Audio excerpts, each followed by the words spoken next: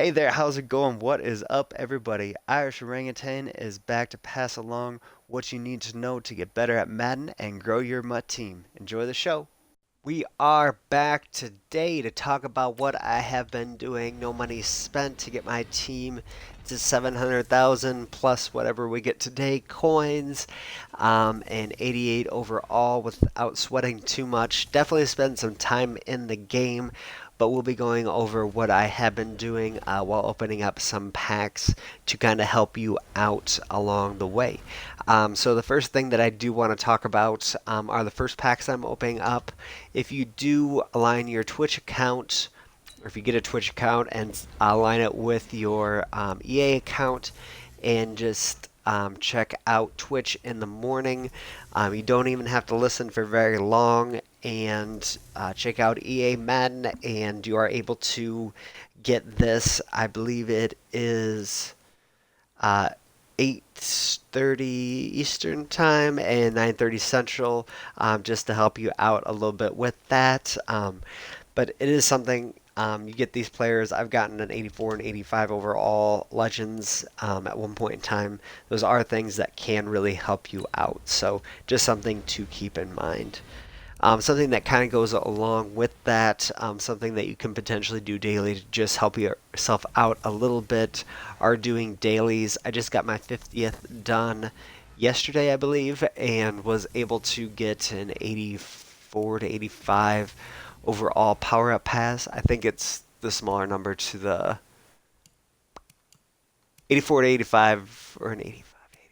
I think it was an 84 to 85 overall power up pass, but I've been getting those as I've been getting those done every day since when I log in, just get 2 wins done and purchase 1 pack from the store. Either do the training method that we'll be talking about a little bit later to help yourself out, or you can potentially just get a player pack, which is only 500 coins, and usually you can sell that for profits, if not break even, by getting a 62, 66, or a 62 from these absolute horrid Hail Mary packs that you do get from the next thing that we'll be talking about, solo battles.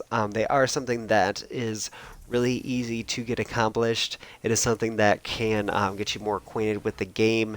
If you are playing on the highest level, it really will teach you what you can and can't do. Since you will be playing on all men, that would be even a little bit higher than playing on head-to-head online in weekend league or in, oh gracious, seasons. Sorry, seasons was the one that I was trying to think of first, and I just had to pop out weekend league. But they'll be able to help you out there, specifically because you'll be able to learn what windows you really can and can't throw passes into. Always have to be thinking about that user and what they'll be able to kind of hinder you with. A lot of people have been discussing how these aren't quite as good of rewards as they were last year. To be honest, I think people were able to get them done on multiple accounts, so they just wanted to limit what you were really wanting to do with that. And the reward structure kind of has been geared to more head-to-head wins. Less so with house rules going away for a brief period of time and things being more focused on Superstar KO, at least for the foreseeable future. So, what I do with solo battles each week is I just get right under top 100. What I do, honestly, is just play on the highest level for, what would it be, 13 games. I get to skip 2 games, so if I get desynced from one or hopefully not 2 of them, I can just go in and play another. And as long as you win, it's very hard to not get enough solo battle scores to get you to that level.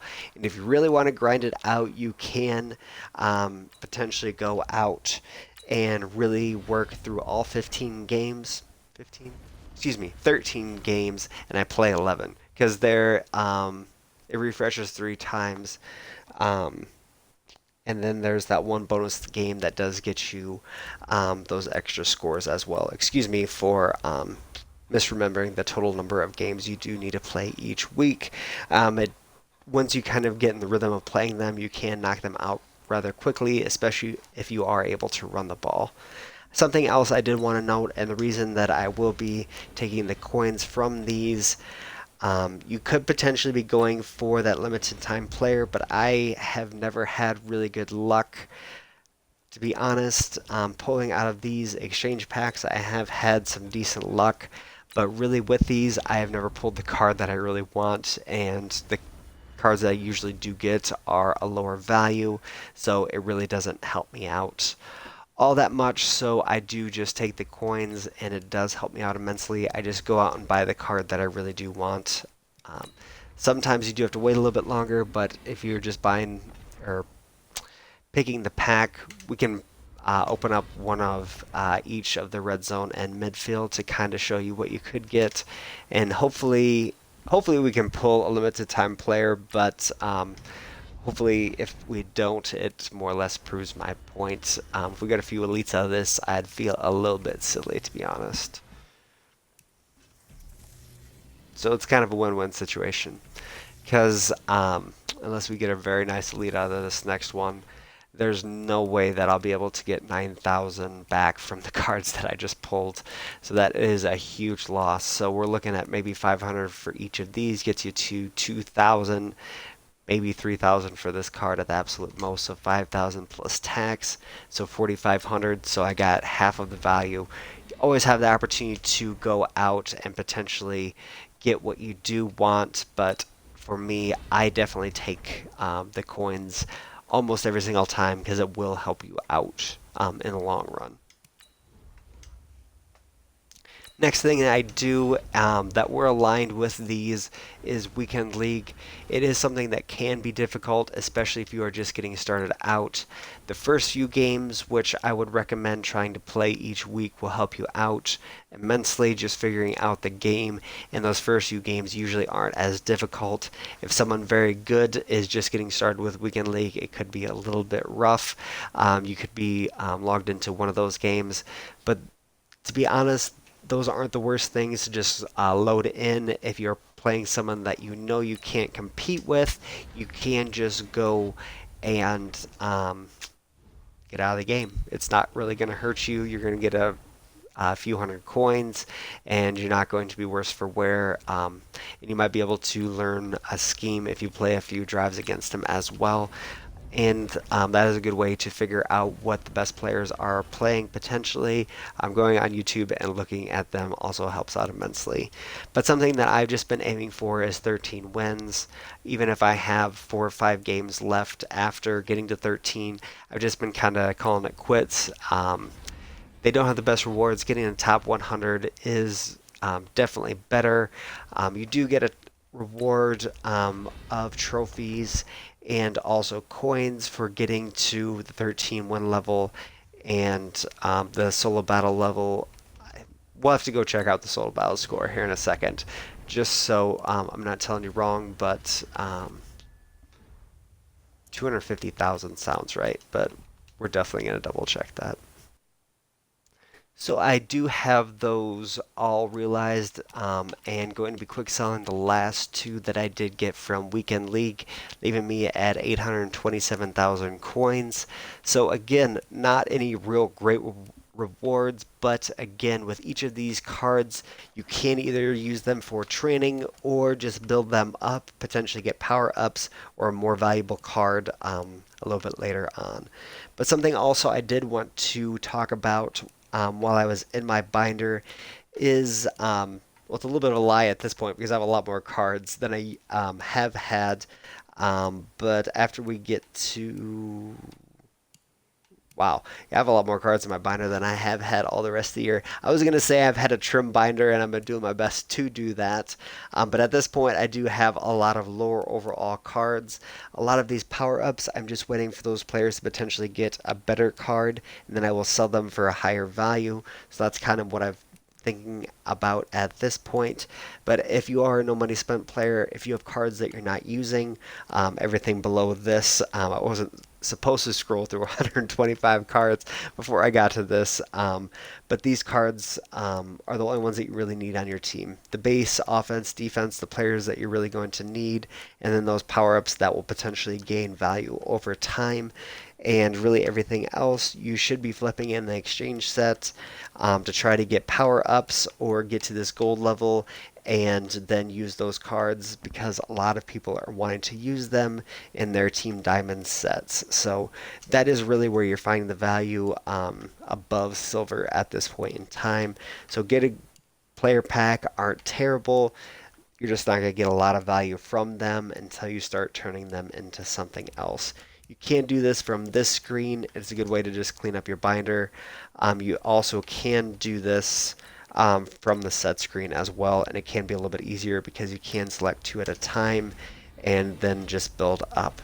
But what I like to do, especially when I'm going through my binder, if this card isn't a power up, I'm going to double check it, make sure he doesn't have any outrageous stats, especially if it's a wide receiver or cornerback, if they have that extra speed, but then just add them to the next set, and then you don't have to deal with that card again. I know dealing with is not the best thing to say, but it is the best way to make quick value. And again, if you flip that into a CJ Mosley, that was supposed to sell yesterday, but they keep decreasing in price and they keep undercutting me, sadly, down to 7,600. I keep selling them or trying to sell them around 8,600, and that seemingly has not worked. But he was someone who got the team of the week. If I was able to sell him as soon as I realized that there was a little bit of an issue with the companion app, so I wasn't able to get that up yesterday.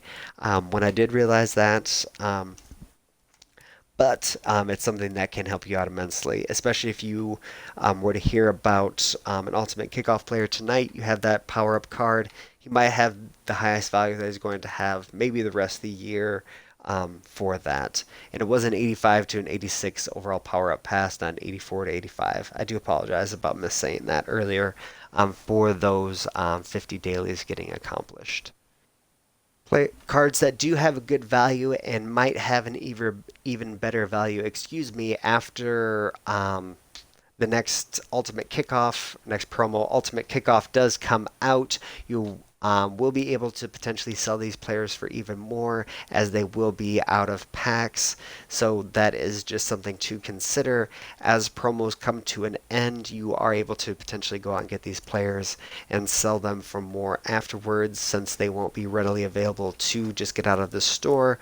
Have put out videos talking about this as well. Very excited about continuing on regarding that, what you can potentially do to figure out how to make coins from training and other currencies in the game.